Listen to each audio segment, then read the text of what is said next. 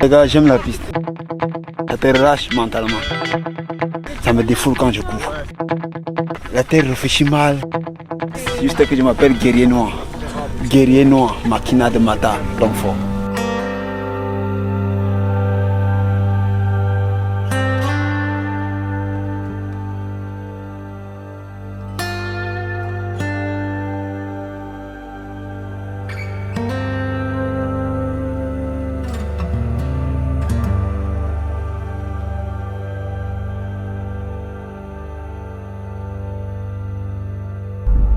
En Algérie, c'est en Algérie, première ville.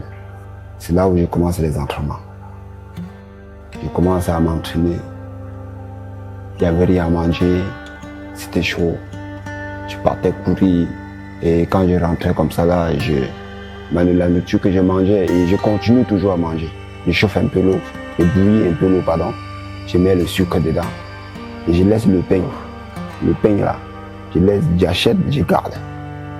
Et quand ça devient dur, je trempe le pain dans l'eau. Et c'est ce que je mangeais quand j'étais en Algérie.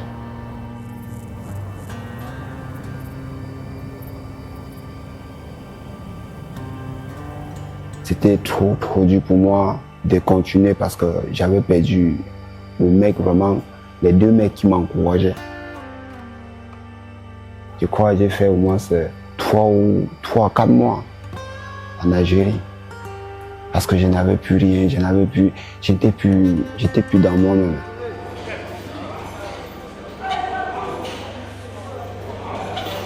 À Magna, c'est là où on vivait en brousse. On creusait le sol et on fait un peu comme une pente. Des maisons comme une pente, mais tu entres, tu glisses juste comme ça là pour entrer.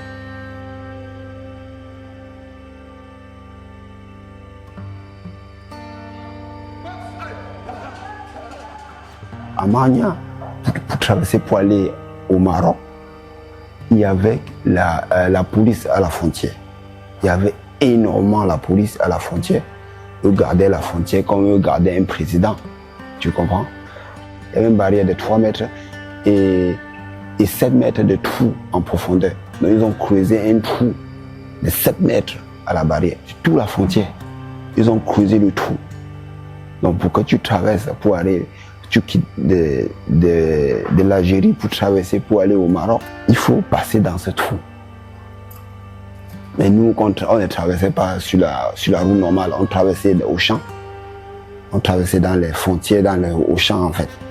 Donc là, au champ, on creusait des trous pour que les gens ne traversent pas. Et du coup, quand on arrivait là-bas, tout le monde se déshabillait. On faisait le nœud, on attachait les habits, on faisait un nœud comme ça là. Chacun enlève son habit, on attache. Et maintenant, on lançait la corde dans le trou.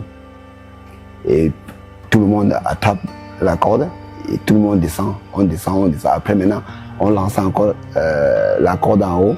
C'est notre habit qu'on a attaché pour faire la corde. On lance maintenant, tout le monde grimpe. Et là, avec tout ça là, il y avait la police. Il fallait qu'on fasse en cachette. Et j'avais fait comme ça au moins 3 tentatives et je suis entré au Maroc. À Oujda, c'est la première ville de Maroc. Et à Oujda, quand je suis entré, je n'avais rien, c'était dans la nuit. Je me suis caché derrière une maison. Je me suis caché derrière une maison de mamie. Et quand la mamie s'est réveillée le matin, elle m'a vu. Parce que j'étais seul. Il y avait quand on est entré, il y avait la police partout. On s'est séparés.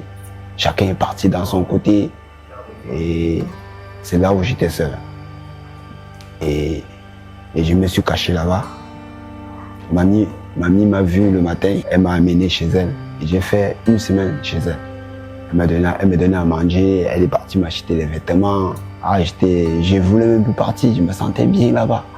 J'ai pensé à tout ce que j'ai traversé. J'ai dit, mais il faut que je parte.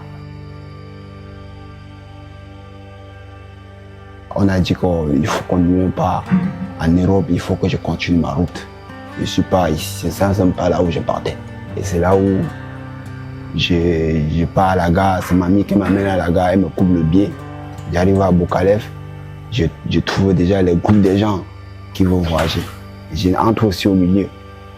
Les gars que je voyageais m'ont dit, il faut qu'on part. On part à la frontière. Je les ai posé la question, la frontière c'est où? Mais non, la frontière c'est loin. Il faut passer dans une autre ville pour arriver à la frontière. On est quitté de Boukalef pour Tanger. Quand on est arrivé à Tanger, maintenant on est parti à la frontière de Maroc-Espagne.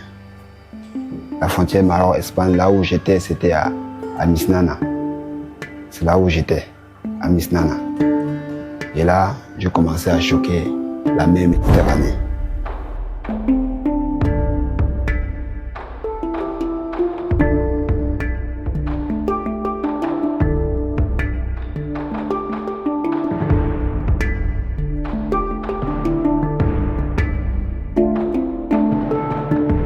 Ok.